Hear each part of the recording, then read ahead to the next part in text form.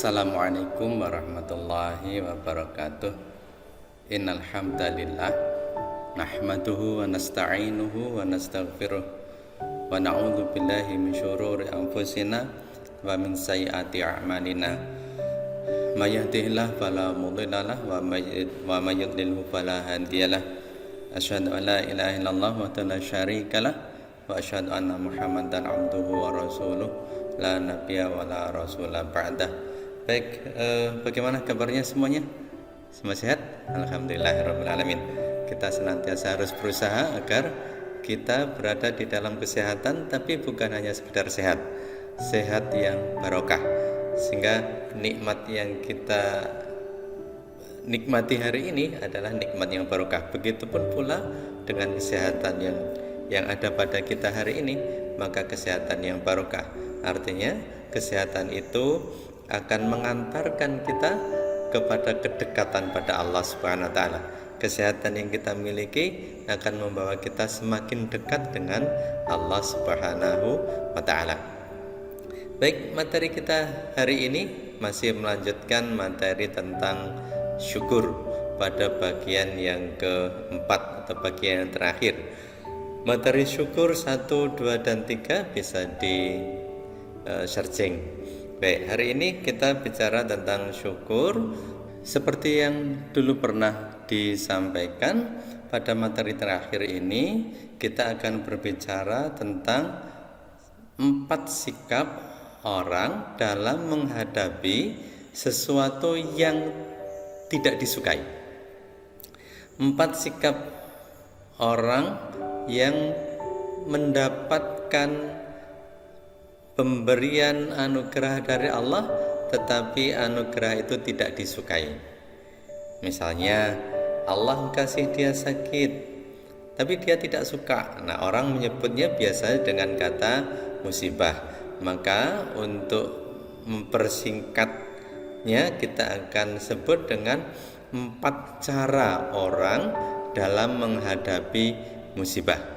Baik, seperti kita sudah pahami bersama bahwa ada banyak cara orang dalam menghadapi musibah, ada banyak sikap yang ditunjukkan oleh seorang muslim dalam menghadapi musibah itu. Nah, apa saja itu? Ada 4 kemungkinan. Yang pertama, dia mengeluh, menganggap sesuatu itu miliknya dan tidak terima bila diambil.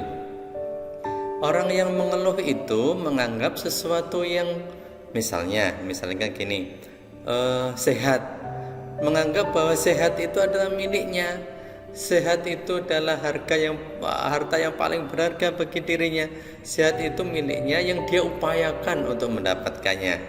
Sehingga ketika sehat itu diambil oleh Allah dan diganti dengan sakit, dia tidak terima, dia berontak dan dia protes.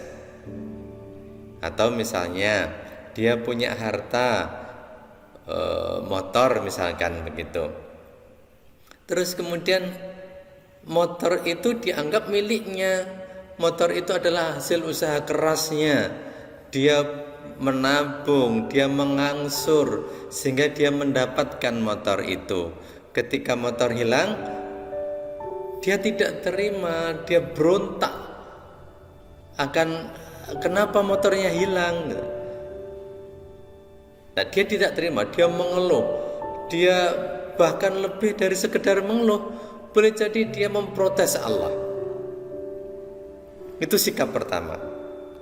Nah, kita bisa melihat contohnya banyak di sekitaran kita.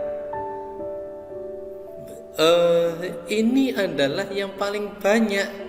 Secara tidak sadar orang mengeluh, orang protes, orang tidak terima bila Allah memberikan suatu musibah pada dia. Saking menggerutunya, saking mengeluhnya, kadang dia memprotes Allah itu sampai dengan maaf. Kadang-kadang ada orang yang memprotesnya, Allah tidak adil gitu. Allah tidak adil, kenapa ini terjadi pada saya gitu. Dia memprotes Allah. Nah, itu adalah sikap yang tidak seharusnya dimiliki oleh seorang muslim. Tidak boleh seorang muslim memiliki sikap yang semacam ini, sikap yang mengeluh ketika mendapatkan sesuatu musibah yang dia tidak sukai. Sikap yang kedua adalah orang yang ketika mendapatkan musibah maka dia berlaku sabar. Orang yang berlaku sabar itu artinya dia menganggap sesuatu itu bukan miliknya, tapi berat untuk melepaskannya. Dia berupaya sekuat tenaga sehingga dia mampu melepaskannya.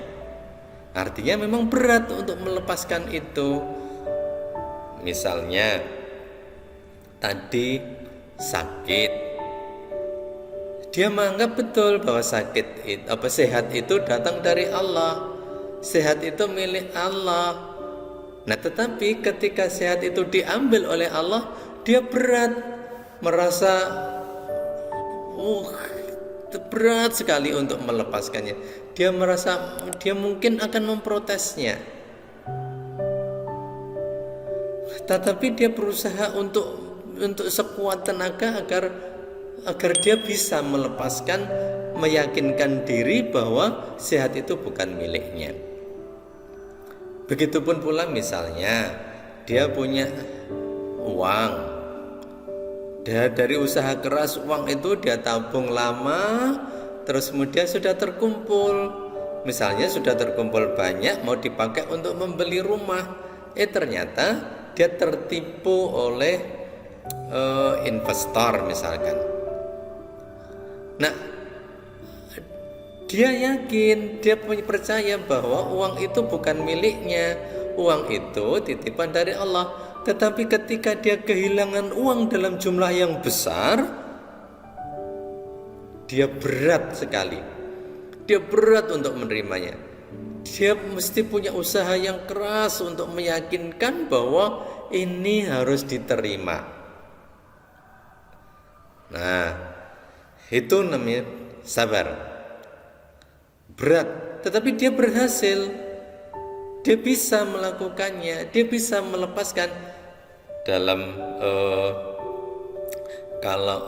kalau orang muslim mungkin mengatakan inna lillahi wa inna ilaihi raji'un. Sesungguhnya semuanya itu berasal dari Allah dan sungguh akan kembali kepada Allah. Dia kembalikan semuanya pada Allah. Walaupun berat seberat apapun, dia kembalikan pada Allah Subhanahu wa taala. Nah, sikap sabar dalam menghadapi musibah itu wajib semua muslim minimal bisa sampai ke tingkat sabar. Semua ulama sepakat bahwa sabar itu sudah wajib. Nah, tetapi kalau kita menginginkan lebih dari itu, jauh lebih baik. Sikap berikutnya adalah dia ridho, dia ikhlas. Ikhlas itu apa? Ridho itu apa? Ridho itu artinya dia menganggap bahwa sesuatu itu memang bukan miliknya dan dia ringan saja untuk melepaskannya. Tetapi kadang-kadang dia masih punya berandai-andai, seandainya dulu, begitu. Kadang masih punya rasa penyesalan. Ikhlas itu ya memang itu bukan miliknya dan itu dipinta oleh Allah, ya sudah diberikan kepada Allah.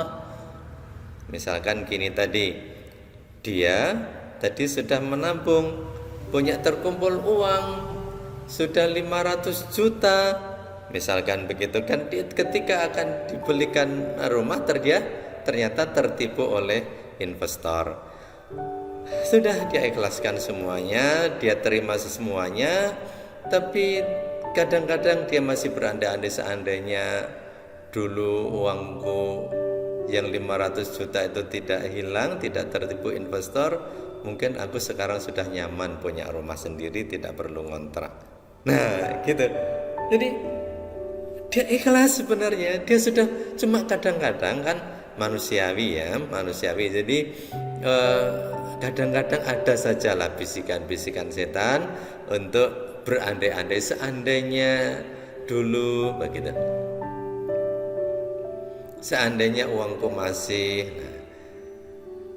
Nah ini yang sudah sampai ke tingkat ikhlas, ridha, itu bagus, mengupayakan.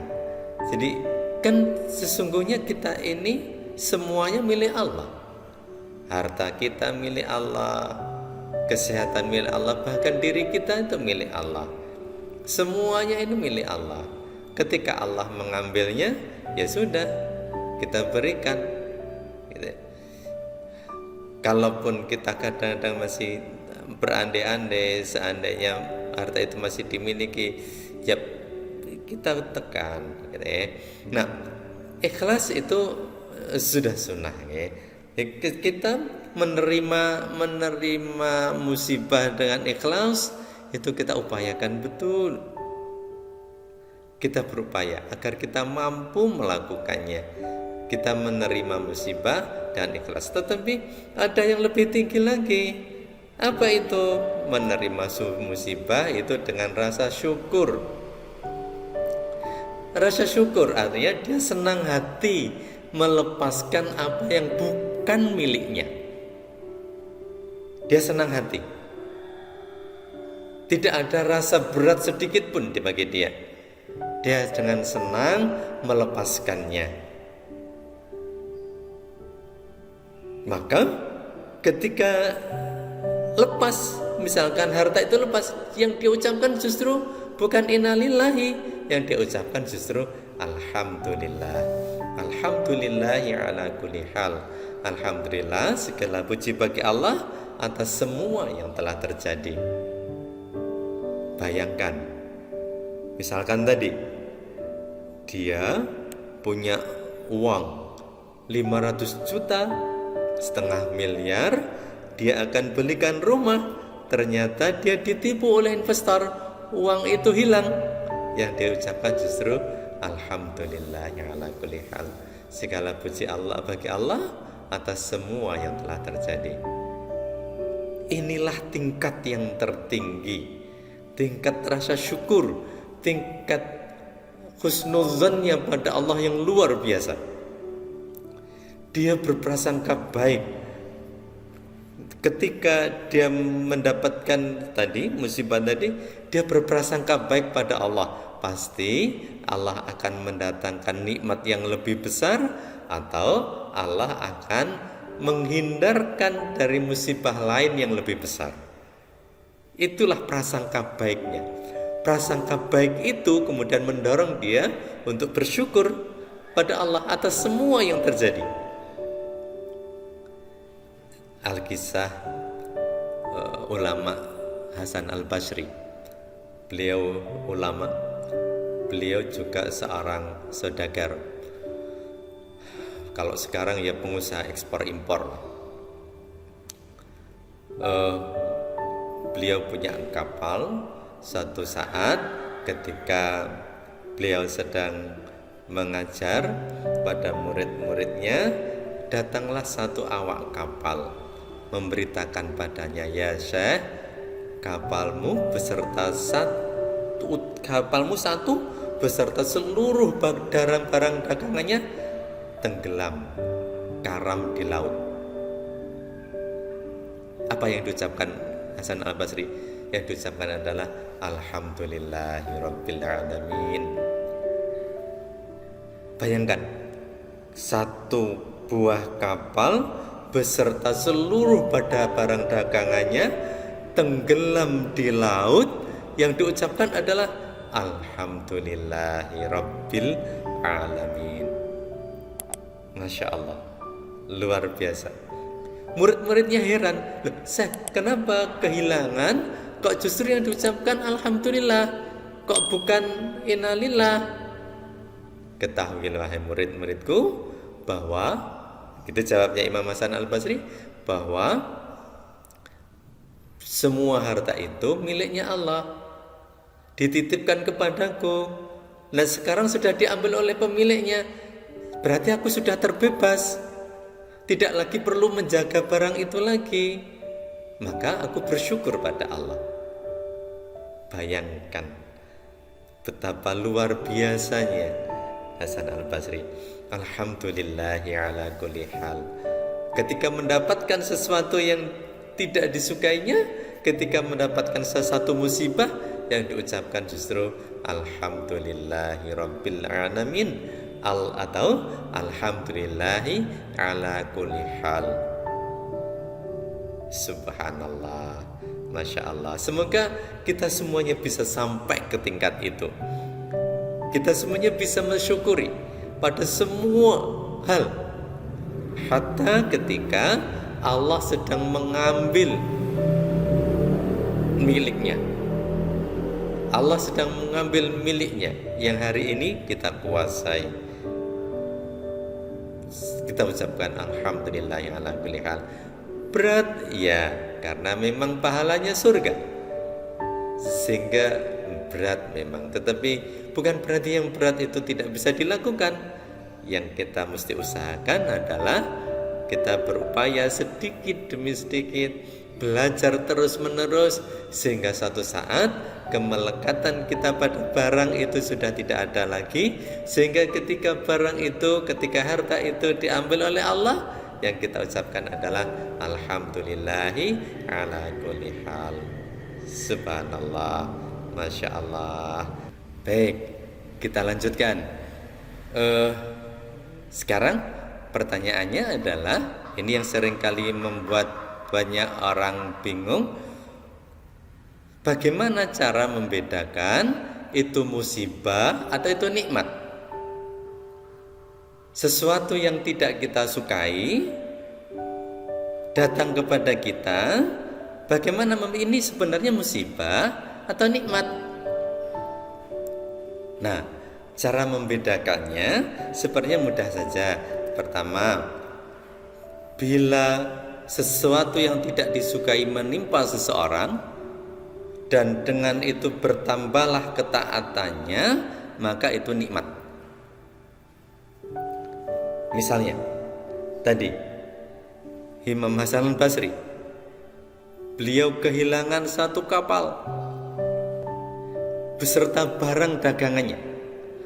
Kemudian beliau mengatakan Alhamdulillahi ala kulli hal. Dengan itu, dengan hilangnya kapal itu, berarti sudah lepas. Aku sudah tidak lagi harus mempertanggungjawabkannya pada Allah atas harta ini, sehingga lebih khusyuk dalam beribadah. Tidak perlu menjaga kapal, tidak perlu menjaga harta, karena sudah diminta oleh pemiliknya. Nah, itu namanya nikmat. Begitupun pula ketika seseorang misalnya tertimpa sakit, kemudian dengan sakitnya itu dia lebih banyak bisa berzikir. Dengan sakitnya itu dia bisa membaca Quran lebih banyak. Dengan sakitnya itu dia gunakan waktu-waktu istirahatnya untuk semakin dekat dengan Allah. Nah, itu berarti sakitnya ini adalah nikmat, bukan musibah. Berbeda sebaliknya, bila sesuatu yang tidak disukai itu menyebabkan dia terjauh dari Allah, maka itu musibah. Misalnya, dia kena sakit. Sakitnya itu menyebabkan dia lupa sholat, dia malas sholat. Sakitnya itu menyebabkan dia terus menggerutu. Sakitnya itu menyebabkan dia terus mengeluh. Maka ini musibah. Karena dia dengan sakit itu dia semakin jauh dari Allah. Nah, itu musibah. Atau misalkan dia kehilangan harta. Karena dia kehilangan harta terus kemudian dia mengeluh, dia memprotes, dia protes pada Allah, dia tidak suka pada Allah. Na'udzubillah, itu berarti bukan nikmat tapi musibah. Nah, sekarang tinggal kita mengevaluasi diri. Di mana posisi kita ketika kita berhadapan dengan sesuatu yang tidak kita sukai? Semoga kita semuanya ketika menghadapi sesuatu yang tidak kita sukai justru semakin mendekatkan diri kita kepada Allah Subhanahu wa Ta'ala. Itu berarti musibah itu menjadi sebuah nikmat bagi kita. Sesuatu yang tidak kita sukai itu menjadi nikmat yang besar bagi kita. Allahu a'lam bishawab. Seluruh kebenaran datangnya dari Allah, dan kalau ada salah saya mohon maaf. Assalamualaikum warahmatullahi wabarakatuh.